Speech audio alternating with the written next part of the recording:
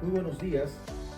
En esta oportunidad voy a abordar un tema que siempre ha cobrado trascendencia en el quehacer jurídico y que ha dado lugar a que nuestra Corte Suprema haya emitido resoluciones contradictorias, unas fundándose en el aspecto subjetivo y otras fundándose en el aspecto objetivo. Al respecto, debo indicar que el contrato es una exigencia que se ha verificado desde tiempos remotos, desde el inicio de nuestras civilizaciones que utilizaban el trueque o intercambio de objetos con la finalidad de viabilizar la comercialización. En la actualidad esto se ha modernizado y ha dado lugar a que se realice contratos, e incluso ahora contratos vía online, en donde muchas de las veces una de las partes va a incumplir dicho contrato. Entonces va a haber una parte perjudicada económicamente. Ante esta situación es donde surge la necesidad de establecer cuándo se está ante un contrato criminalizado que merece reproche penal y cuándo se está ante un incumplimiento contractual de naturaleza civil.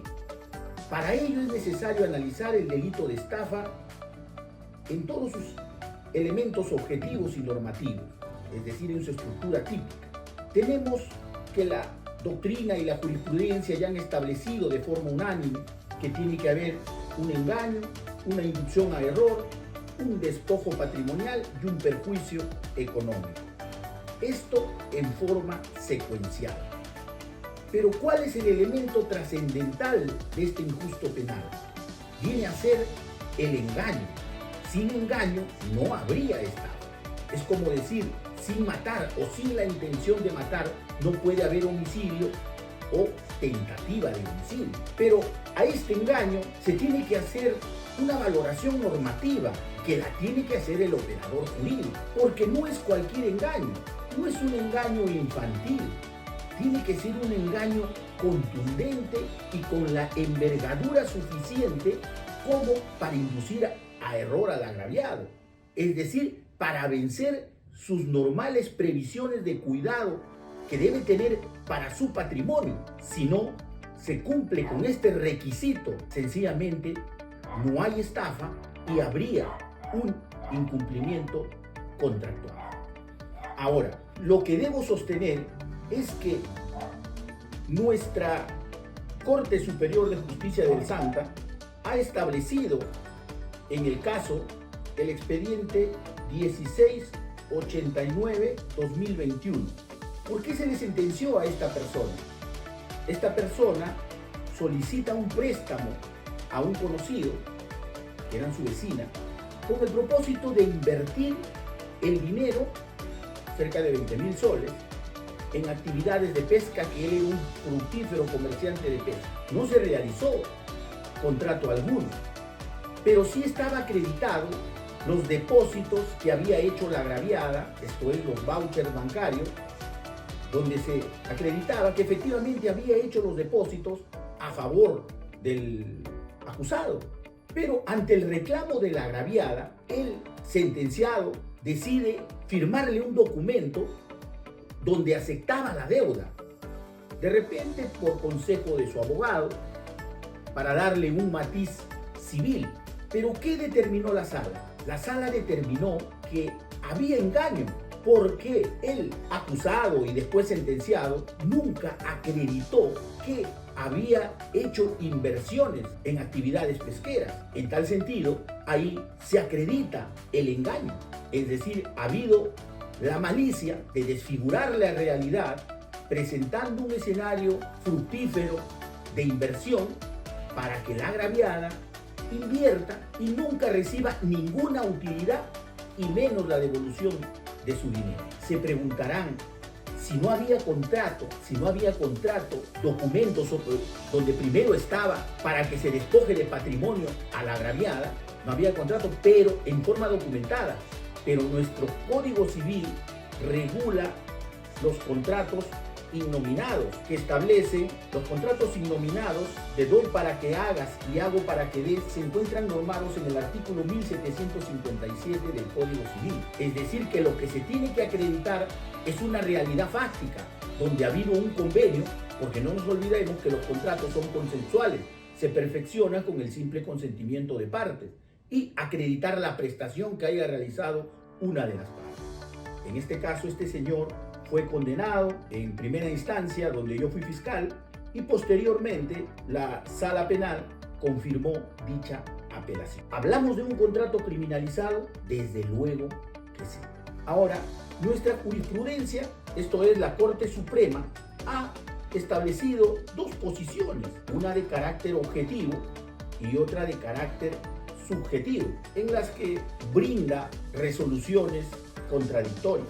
Tenemos, por ejemplo, el recurso de nulidad 937-2021, que en su parte considerativa puntual establece: cabe puntualizar que una clase de engaño típico se configura en la conducta de quien se sitúa en el seno de una relación contractual, sin expresar nada exactamente falso, pero ocultando su intención inicial de no actuar como la relación exige, como contratante, a otro, es decir, que la línea divisoria entre la estafa y el incumplimiento contractual se da en el momento de la aparición de la voluntad de una de las partes de no cumplir con el contrato. Esta es la posición netamente subjetiva de la Corte Suprema. Es decir, para ellos no es necesario acreditar el engaño, sino que basta con que el contrato, una de las partes, tenga la voluntad inicial de no cumplir con el contrato, se ha verificado el delito de estafa a través de los contratos criminales. Tenemos la otra posición que establece nuestra Corte Suprema en el expediente en la casación 795-2021, en su fundamento 16º, sostiene, de otro lado, si bien es cierto que los recurrentes alegan que los mismos hechos habrían sido ventilados en la vía civil, es de recordar que el engaño utilizado en la víctima fue para que aquella se desprenda de su patrimonio, con el ánimo de hacerle creer que sí cumplirían con el contrato pactado. Esto a sabiendas que ello no iba a ocurrir, mas no se trata de un incumplimiento contractual por causa sobrevenida, razón por la cual ambas recurrentes resultan responsables penalmente, aun cuando coexiste con la responsabilidad penal e incumplimiento del contrato, por lo que el recurso de casación es declarado infundado. En este caso, la Corte Suprema mantiene su posición subjetivista, esto es, que para que exista un contrato criminalizado tiene que haber el ánimo previo, la intención previa de no cumplir con el contrato, y utiliza el contrato como un medio, como un mecanismo, como un instrumento para despojar de su patrimonio al agraviado. Ahora analicemos la posición objetiva que establece, que lo ha asumido la jurisprudencia española y también la peruana, que sostiene, por ejemplo, se establece en el recurso de nulidad 2504-2015, que trata sobre la compra-venta de vehículos con reserva de propiedad. En este caso, ¿qué sostiene la Corte Suprema? Que las personas que son compradores o contratantes o comerciantes de vehículos que están inscritos en registros públicos tienen la carga de averiguar si dicho vehículo se encuentra inscrito en el registro público. Y si ellos han incumplido con esa carga, sencillamente se está ante una autopuesta en peligro. Es decir, asume una posición objetiva porque establece que la tipicidad tiene que estar en el elemento objetivo del tipo, esto es, en el engaño.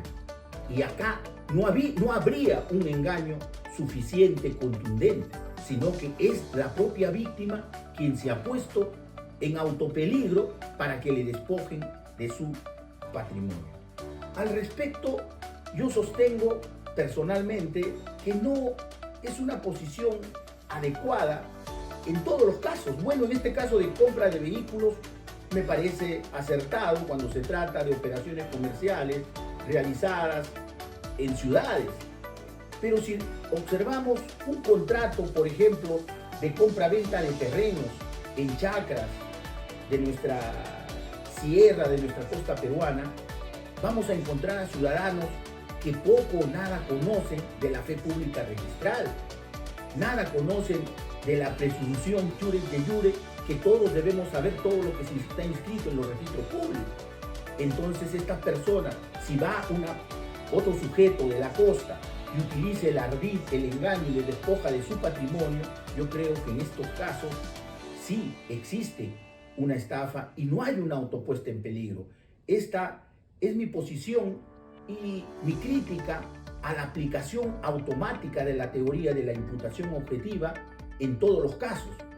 Es muy cierto, la imputación objetiva nos da un mayor contenido, un mayor alcance de cuando se está ante una conducta penalmente relevante, pero no en todos los casos, porque son teorías que vienen de Alemania, donde tienen un nivel cultural y educativo mucho más amplio y mucho más contundente que el de nuestros países latinoamericanos.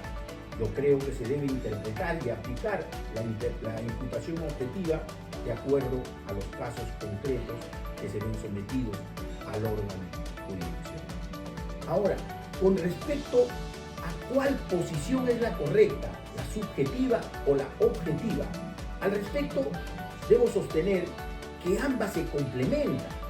No podría ningún operador jurídico partir de lo subjetivo, porque en la tipicidad primero se tiene que recurrir a analizar si se cumple con el presupuesto objetivo y luego el subjetivo.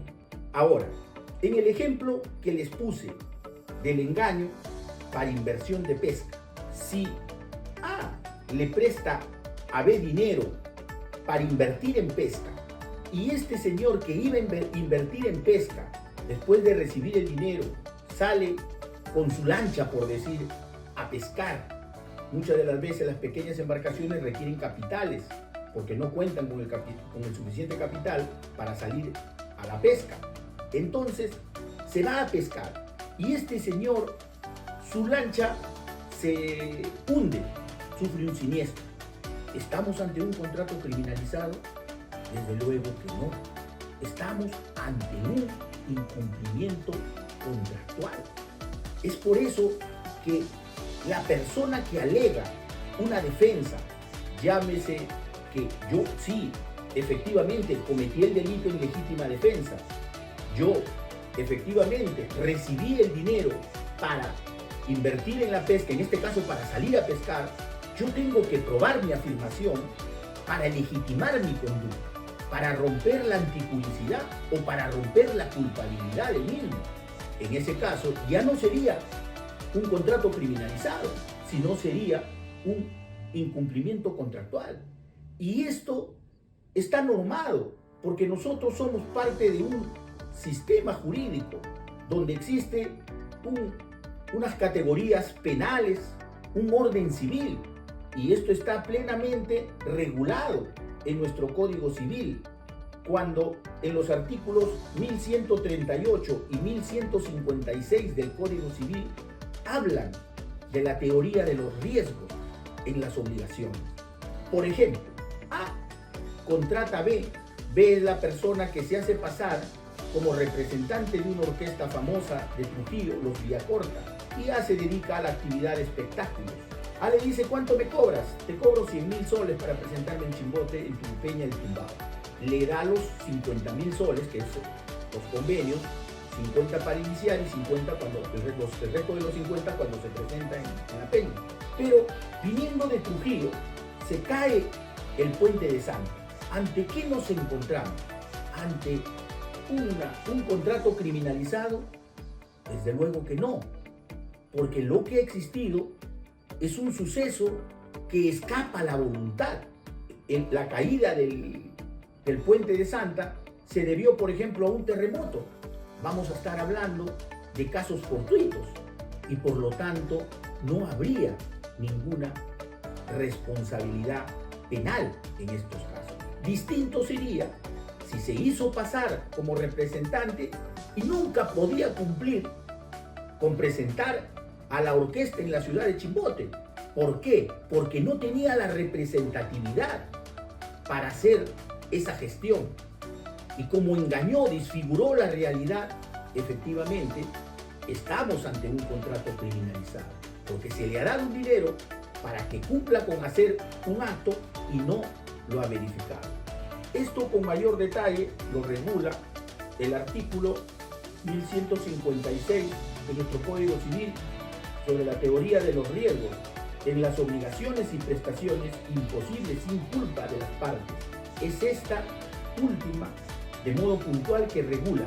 En forma textual establece: si la prestación resulta imposible sin culpa de las partes, la obligación del deudor queda resuelta. El deudor deberá devolver en este caso al acreedor lo que por razón de la obligación haya recibido, correspondiéndole los derechos y acciones que hubiesen quedado relativos a las prestaciones no cumplidas. Es decir, que para analizar una estafa a través de contrato criminalizado y un incumplimiento contractual, tenemos no solo nuestro injusto penal de estafa, sino también nuestras instituciones de la teoría de los riesgos en el incumplimiento de las obligaciones para dar salida satisfactoria a esta controversia jurídica. Espero que este aporte les sea de utilidad a los abogados y a todos los operadores jurídicos del Poder Judicial y del Ministerio Público. Muchas gracias.